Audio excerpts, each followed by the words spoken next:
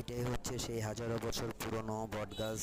এটার মূল অস্তিত্ব বা মূল জায়গাটা হচ্ছে আপনার জামালপুর সরিষাবাড়ির অনেক ভিতরে। তো আমি হঠাৎ করে আজকে এক বড় ভাইয়ের সাথে ঘুরতে এসে এটা দেখে আমি অবাক। তো দেখার সাথে সাথে আর লোভ সামলাইতে পারলাম না, আমি সাথে সাথেই ক্যামেরা বন্দি করে ফেললাম, কারণ এরকম গাছ আমি আমার লাইফে কখনো দেখি নাই। আসলে এটার মূল কোনটা শিকড় কোনটা মূল গাছ সেটা ধরাও খুবই মুশকিল। এখানে যে যার মতো প্রত্যেকটা গাছই আলাদা আলাদাভাবে একত্রিত হয়ে এক গাছে রূপান্তরিত হয়েছে। এটার ভিতরে যেই বড় বড় ফাঁক দেখতে পারতেছেন, অনায়াসে একটা মানুষ বা অনেকগুলো মানুষ এটার ভিতরে ঢুকতে পারবে।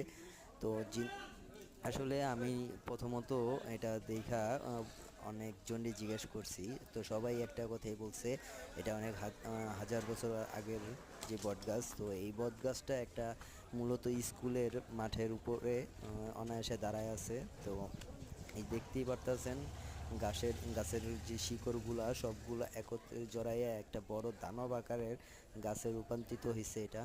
তো আমার যে পিছনের যে স্কুলটা এটাই হচ্ছে স্কুল, আর এই হচ্ছে, তো আমি মূলত ঘুরতে এসে এই জিনিসটা দেখা আর নিজেকে আটকে রাখতে পারলাম না, সাথে সাথে আপনাদের জন্য আমি ক্যামেরা বন্দি করে ফেললাম। তো সবাই আমার জন্য দোয়া করবেন, আর আমি ভ্রমণ প্রিয় মানুষ, আমি ঘুরতে পছন্দ করি, সবাই আমার সাথে থেকে সাপোর্ট করবেন। আল্লাহ হাফেজ, দোয়া করি ইনশাল্লাহ ভালো থাকবেন।